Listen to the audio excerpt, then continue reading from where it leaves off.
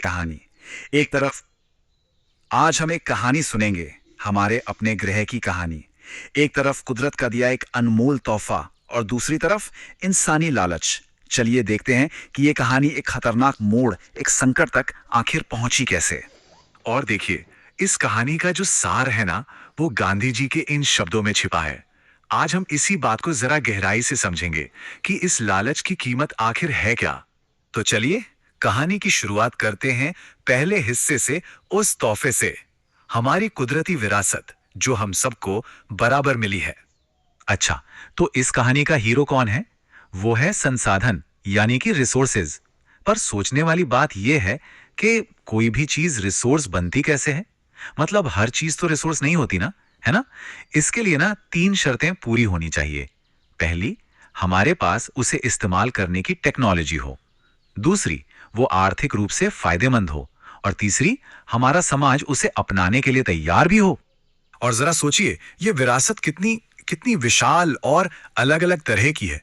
एक तरफ हवा और सूरज की वो ऊर्जा है जो कभी खत्म नहीं होगी, तो दूसरी तरफ जमीन के नीचे दबा कोयला और तेल। ये सब कुछ, चाहे वो कुदरत ने दिया हो या इंसान ने बनाया हो, ये सब हमारी साझी दौलत है। अब एक आंकड़ा देखते हैं, और ये सच में चौंकाने वाला है। हमारी करीब करीब 95% बेसिक जरूरतें, सोचिए, खाना, घर, कपड़े, ये सब कुछ सिर्फ एक चीज से पूरा होता है, और वो है जमीन। सही मायने में यही हमारे होने की बुनियाद है। और खासतौर पे अगर हम भारत की बात करें, तो हमारी जमीन तो एक खूबसूरत कैनवस की तरह है। लगभग 43% हिस्से पर फैले हैं मैदान, जहां हमारी खेती होती है। करीब 30% हिस्से पर खड़े हैं पहाड़, जो हमारी नदियों को जन्म देते हैं, उन्हें पानी देते हैं। और बाकी 27% पठार हैं, जो कीमती खनिजों का खजाना है। मतलब हर एक हिस्सा हमारी जिंदगी के लिए बेहद जरूरी है।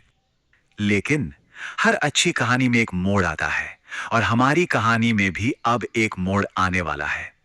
अब हम उस दुनिया को देखेंगे जो भारी दबाव में है, जो तनाव में है, और समझेंगे कि कैसे इंसानी गतिविधियां हमारी इस खूबसूरत विरासत को खतरे में डाल रही हैं। एक बात साफ कर दें, इस कहानी का विलेन कोई एक इंसान नहीं है। विलेन है हमारे कुछ काम, हमारे कुछ एक्शंस। जैसे जंगलों को काटना, जानवरों से हद से ज्यादा चराई करवाना, अंधाधुंध माइनिंग करना, और लगातार बढ़ता प्रदूषण। यही वो असली वजह हैं जो हमारी जमीन की जान ले रही हैं। तो चलिए इन वजहों को जरा एक एक करके समझते हैं। सबसे पहले बात करते हैं ओवर इरिगेशन की, मतलब जरूरत से ज्यादा सिंचाई की। हम सब जानते हैं पानी जिंदगी देता है ना? लेकिन क्या पता था कि इसकी ज्यादती जमीन की जान भी ले सकती है? और इसका असर हमें साफ साफ दिख भी रहा है। पंजाब और हरियाणा जैसे राज्यों में खेतों में पानी भर जाने से, जिसे वाटर लॉगिंग कहते हैं, जमीन दलदली हो रही है। वहीं पश्चिमी उत्तर प्रदेश में जमीन में नमक और खारापन इतना ज्यादा बढ़ गया है कि वो धीरे धीरे बंजर होने की कगार पर है। इसके बाद आते हैं दो और बड़े विलेन, जंगलों की कटाई और खनन। सोचिए, ये वो काम है जो हमारी धरती पर ऐसे जख्म छोड़ जाते हैं जो शायद कभी भर ही नहीं पाते। मिसाल के तौर पर झारखंड और छत्तीसगढ़ जैसे राज्यों में माइनिंग ने जमीन को अंदर से खोखला कर दिया है। और अगर मध्य प्रदेश और ओडिशा की बात करें, तो वहां बड़े पैमाने पर जंगलों की कटाई की वजह से जमीन की हालत बहुत बहुत खराब हो चुकी है। और फिर एक और वजह है ओवर ग्रेजिंग, यानी अत्यधिक चराई। होता क्या है कि जब जानवर एक ही जगह पर बहुत ज्यादा चरते हैं, तो वो जमीन के ऊपर की हरी घास वाली परत को पूरी तरह खत्म कर देते हैं। नतीजा, मिट्टी कमजोर पड़ जाती है, और फिर हवा और पानी के साथ आसानी से बह जाती है। और इसे कोई छोटी मोटी समस्या समझने की गलती मत करिएगा। गुजरात, राजस्थान, मध्य प्रदेश और महाराष्ट्र, ये सब बड़े राज्य इस एक वजह से अपनी जमीन के बंजर होने की गंभीर समस्या का सामना कर रहे हैं। तो अब हमारी कहानी अपने क्लाइमैक्स पे पहुंच रही है। ये जो अलग अलग जगहों पर हमें छोटे छोटे एक्शन दिख रहे हैं ना, ये सब मिलकर एक बहुत बड़ा, एक ग्लोबल संकट पैदा कर रहे हैं। एक ऐसा संकट जिसका असर अब हम सब पर पड़ रहा है। तो सवाल यह है कि इन सब का नतीजा क्या निकल रहा है। देखिए, मोटे तौर पर 3 बड़ी समस्याएं खड़ी हो गई हैं।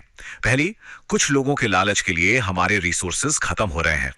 दूसरी, ये रिसोर्सेज कुछ ही हाथों में जमा हो रहे हैं, जिससे समाज अमीर और गरीब में बंट रहा है। और तीसरी, और शायद सबसे खतरनाक, ग्लोबल वार्मिंग, प्रदूषण और जमीन का बंजर होना।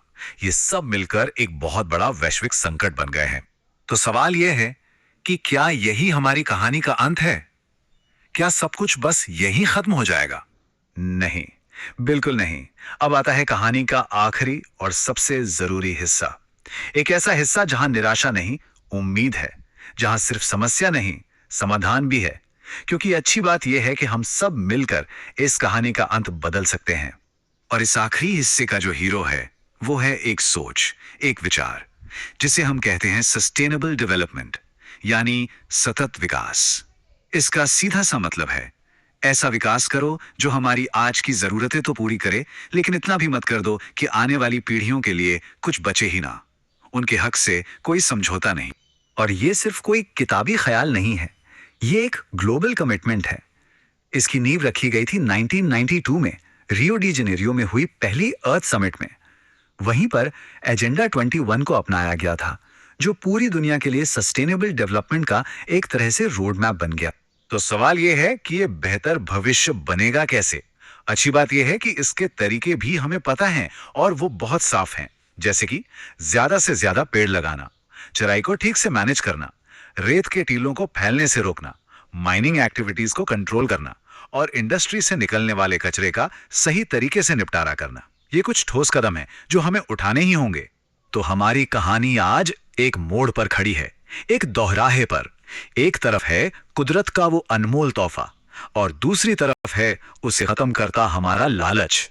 कहानी अभी खत्म नहीं हुई है, इसका अगला अध्याय लिखा जाना बाकी है और उसे हम सब मिलकर लिखेंगे। तो आखिरी सवाल बस यही है, हम अपनी आने वाली पीढ़ियों के लिए कैसी विरासत छोड़कर जाएंगे? बर्बादी की या एक बेहतर दुनिया की? ये चुनाव हमारा है।